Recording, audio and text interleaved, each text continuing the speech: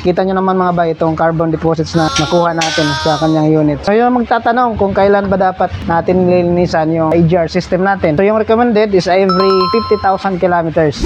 Yun mga bay, magandang araw sa inyo lahat. Meron tayong ginagawa ngayon, ongoing yung ginagawa natin Ford Ranger 2.2 liters na makina. Yung ginagawa natin ngayon is AGR cleaning. Kikita natin dito na itong kanyang carbon na nakuha natin. Grabing kapal na ng carbon na to. So by the way, taga Mamok si Sir, yung ating client. So pumunta lang siya dito para magpa-AGR cleaning sa atin. So ito na yung mga parts na nalinisan natin. Nakita natin ito mga bay na parang brand new na ulit yung kanyang parts na nalinisan. So ito yung ating intake manifold. Dito dumadaan yung papunta dito sa AGR tube natin. Ito naman nakalagay yung AGR valve natin at saka AGR motor.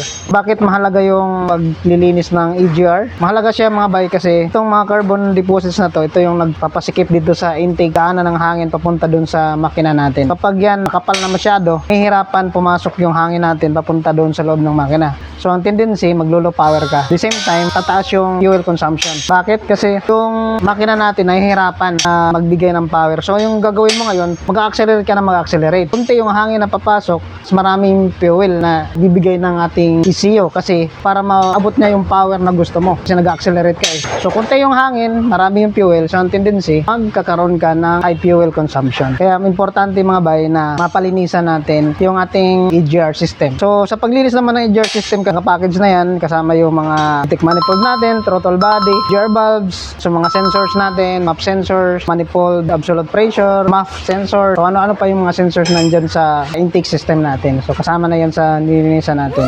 Ito yung map sensor natin mga bay. Tingnan ito mga bay, yung kanyang carbon deposit. So nakikita natin dito na halos makipot na yung butas. So itong map sensor na ito mga bay, yung sinusukat nito yung hangin ng ating manifold absolute pressure. Okay? So yan, pag masyado nang makipot yan, hindi na nakakapagbigay ng magandang data papunta dun sa ECU natin. So nagkakaroon na ng pagkakaiba sa data. Ang tendency niyan, possible ka rin na mag-low power or kaya mag-overboost ka kasi hindi niya nababasa yung tamang pressure. Kunti pala yung boost natin pero sobrang lakas na pala kasi nga hindi niya nababasa yung pressure na pumapasok doon sa ating makina. Kaya importante ito mga bay, nilinisan natin. So yung magtatanong kung kailan ba dapat natin nilinisan yung AGR system natin. So yung recommended is every 50,000 kilometers sa ating mga sasakyan. Hanggat maaari, kung pwede, palinisan nyo na every 50,000 kilometers kasi ito nasa mga 100 plus na. Makita naman natin na sobrang dami na ng carbon deposits doon sa kanyang intake system. So, yun lang mga bay, maraming salamat and God bless.